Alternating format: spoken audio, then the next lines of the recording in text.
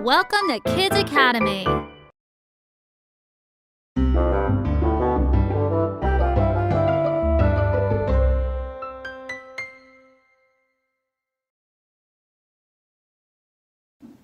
Hi Kids Academy viewers, this is Coach Rob with our third lesson about special moves, and today we're going to be talking about castling.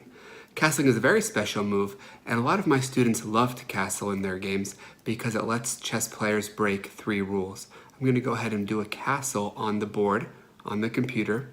And castling happens between the king and the rook, and I want you to think about which 3 rules is Coach Rob breaking. So I'm picking the king up, and I'm going to let go, and voila, we have a castle. Which 3 rules did we just break? Well, if you said the king moved 2 steps, normally kings only go 1 at a time, you're absolutely correct. The rook also jumped over the king and went right next to the king on the other side. Rooks never jump over except when we castle. And finally, we were able to move 2 pieces in 1 turn, a very special move to be sure. And all the best chess players in the world castle. And the reason they do this is because it helps keep the king safe. We sort of tuck away the king in the corner of the chessboard, and there are these 3 pawns acting as a shield or acting as a wall to keep away the opposing forces. There's a rook patrolling the first rank. If anyone tries to come down and attack the king from this side, the rook can keep the king nice and safe. So all the best chess players castle their kings, and it's something that you should be trying to do as well. Now when you castle, we call this half of the board the king side. This is where the kings start. And of course you can castle king side like I just did, but we can also castle, you got it, on the queen side. And it's important to know that whenever you castle, the king always moves 2 spaces. I'll go ahead and do a king side castle. And for black, I'll do a queen side castle. I still go 2 steps, and the rook jumps over and goes right next to the king on the other side. However, you'll notice these castles look a little bit different. This white king is only 1 step away from the corner. This black king is 2 steps away.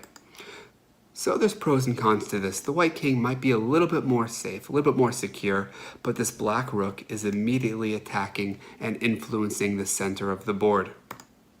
So whenever you castle, the king goes 2 steps and the rook hops over and goes right next to the king on the other side. It's important to note that when you notate this move, you can see it right here on my screen, a kingside castle is 0-0, and a queenside castle is written as 0-0-0.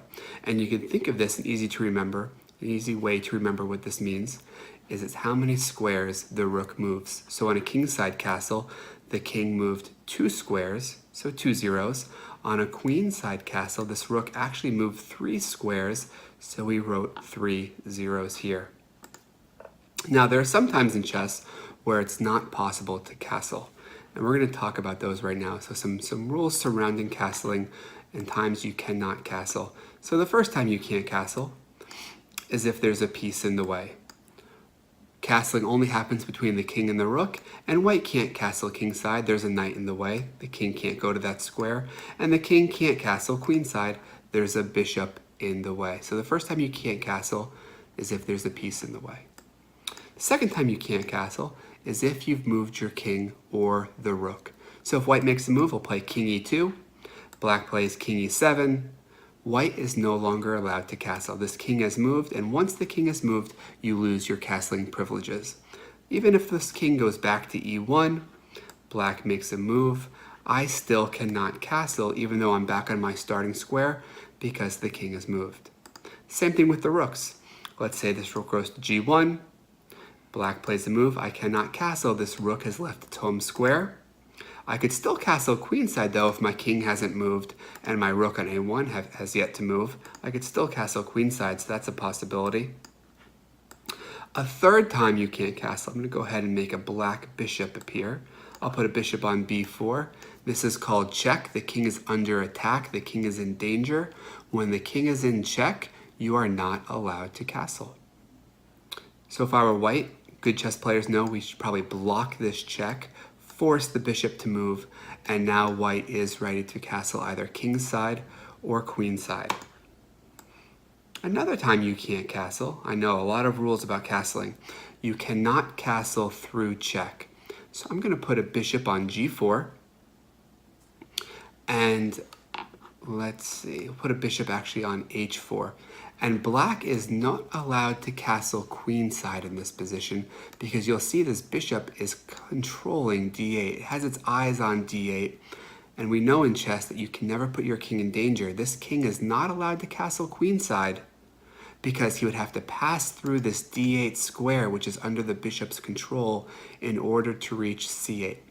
Black can never put the king in danger, even if it's just for a moment passing through to castle. It's not allowed. Black cannot castle on the queen side.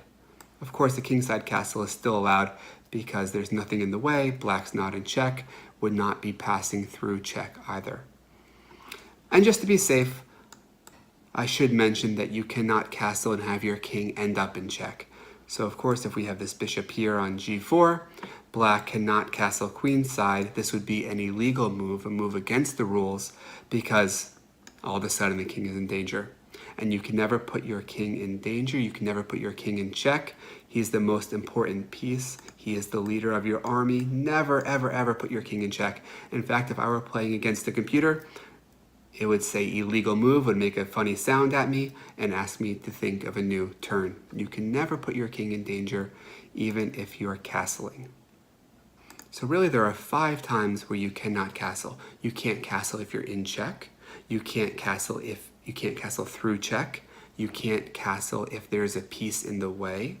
You can't castle if you've moved your king. And you can't castle if you've moved that rook. Of course, if you move the kingside rook, but the queenside rook has been standing still, you can still castle on the queen side. We record this move as 0-0 when we castle kingside, and 0-0-0 when we castle queenside. And we can think of the zeros as how many steps the rook has moved. Thank you for watching, and try to castle in your games, usually in the first 10 moves, but if you can castle in the first 5 moves, your king will be nice and safe in the corner of the board. Thanks for watching. Bye-bye.